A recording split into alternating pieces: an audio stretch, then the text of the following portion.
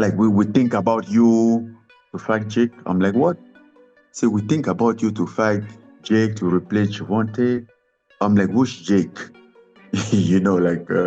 I was so confused, I wasn't expecting that at all. And he said, yeah, Jake Paul, he's fighting. And I'm like, no, bro, come on. Don't disrespect me like that. Who's Jake? The internet didn't just chuckle, it collapsed. That one-liner hit harder than his left hook. Imagine the world's most terrifying heavyweight, a man who punches like a collapsing building, acting like Jake Paul is a new protein shake flavor. There's no way Jake Paul fights him. If he does, hey, listen, I'll be the first one to hold my hand up and say I was wrong. Oh, Francis would hurt him. Relax, Whether your boy's calling him out. Next time I see this, Jake Paul, guys, I'm going to slap you 2 or 3 times. Yes. Next time, Yes. Francis get Jake Paul. Jesus Christ. Dude. Don't do it. Whoa. No. Don't do Cold, savage, and somehow elegant. This wasn't confusion, it was a power move disguised as innocence. Ngannou didn't roll his eyes, didn't even get angry. He laughed. Because to him, the idea of fighting Jake Paul isn't a challenge. It's a meme. Francis has fought monsters, legends, and destiny itself. So when someone says Jake Paul, he hears TikTok tutorial. Don't disrespect me like that. And then they even say like, even come out after and say, and what if the number are good? He sent out some number. I'm like, it's not about the number. If it was about the number, we could have started talk. I would have tell you, I'm not just interested. That laughter? It wasn't shade, it was a declaration. I don't chase clout, I chase legacies. Jake might sell pay-per-views, but Francis sells fear, and you can't put that in an influencer's shopping cart. Ngannou didn't mince words. That's not flattering, that's disrespectful. Boom. The kind of quote that makes microphones flinch. See, for Francis, fighting Jake Paul would be like a world-class chef being challenged by someone who just learned how to boil water. Jake can best, outside of fighting for like a legitimate cruiserweight title, that's the fight where Jake can get the most street cred back, even in a loss, just for taking it. Like if he cares about actual boxing street cred, like maybe he would get a little if he rematched Tommy Fury, which is his only pro loss. I think the Ngannou fight is his Super Bowl, and I've said that from the beginning, because that's a fight in which I would think almost anyone would pick against him and assume he would get hurt and not. He's not offended by Jake's confidence. He's offended by the comparison. Money? Please. The man walked away from the UFC because he refused to sell his soul for a check. So tossing big numbers at him won't work, because what's a bag of cash to a man who's already fought his way out of poverty, fear, and Cameroon's dust roads? Ngannou's rejection wasn't pride, it was principle. He's telling the fight world, not every headline deserves a handshake. While others dance for views, Francis stands for value, and that's rarer than an undefeated record in combat sports today.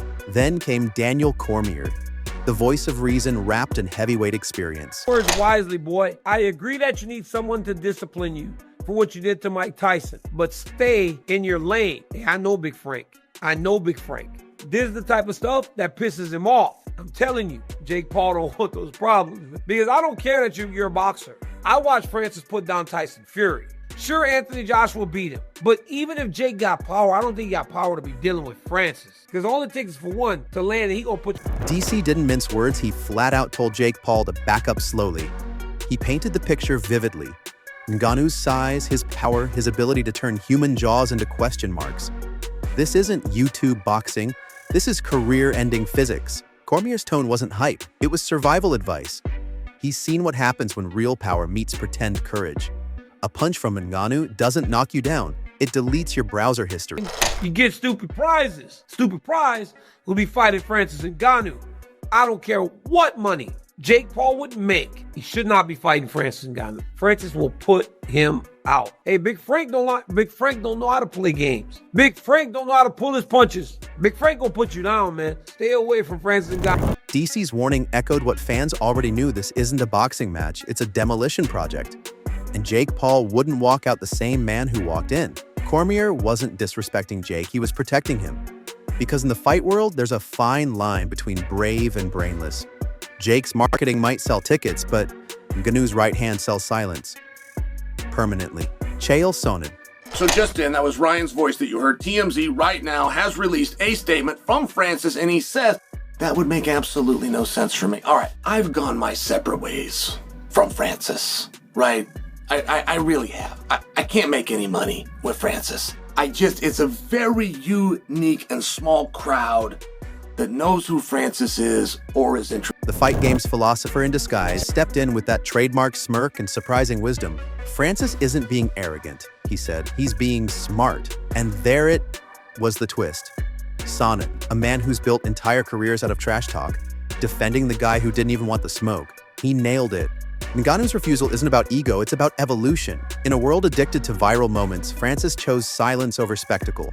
That's not weakness, that's self-control with muscles. Chael's insight reframed the whole conversation. So just in, that was Ryan's voice that you heard. TMZ right now has released a statement from Francis, and he says, that would make absolutely no sense for me. All right, I've gone my separate ways from Francis, right? I really have. I can't make any money with Francis. It's a very unique and small crowd that knows who Francis is or is interested. This wasn't a missed opportunity. It was a masterclass in knowing your worth. The internet may chase chaos, but Ngannou chases legacy. Sonnen saw that and saluted it. Because real fighters know the loudest man in the room isn't always the most dangerous. Sometimes it's the quiet one smiling while everyone else talks. When Roy Jones Jr. speaks, boxing listens. The legend didn't roast anyone, he just reminded the world that boxing is sacred. I try to level with him without hurting his feelings. I say, Francis, you did not make $10 million. Yes, I did, Chael. Yes, I did. I made $10 million to fight Tyson Fury. Francis, you did not. You did not make $5 million when you signed with the PFL. Yes, I did, Chael. I got a signing bonus. I got $5 million. Francis, you did not make $12 million when you fought Anthony Joshua. Yes, I did, Chael. I made $12 million. No, Francis, you were given that money. He praised real 50-50ths matchups, where both men risk something more than their follower count. To Roy, Jake Paul versus Ngannou isn't competition, it's content. And that's not what this sport was built on. He said it like a preacher at the altar of authenticity: respect, skill, legacy. These aren't hashtags, they're the foundation. Jones's words hit differently because he's lived it. He's fought through eras, champions, and critics. So when he says boxing is about respect, you listen. Roy didn't dismiss Jake Paul entirely, he just reminded him, if you want to play in this arena, you better bring more than Wi-Fi confidence. Because in boxing, the ring doesn't care how many subscribers you have. It only counts how long you stay standing. Headline waiting to happen. I'm the future, he said. And for once, it didn't sound like hype. Lopez has that rare energy confidence without cringe, swagger without smoke. He's not trying to go viral, he's trying to go immortal. The kid walks like he's already read his own Hall of Fame plaque. Lopez isn't chasing Jake Paul's audience, he's chasing history's applause.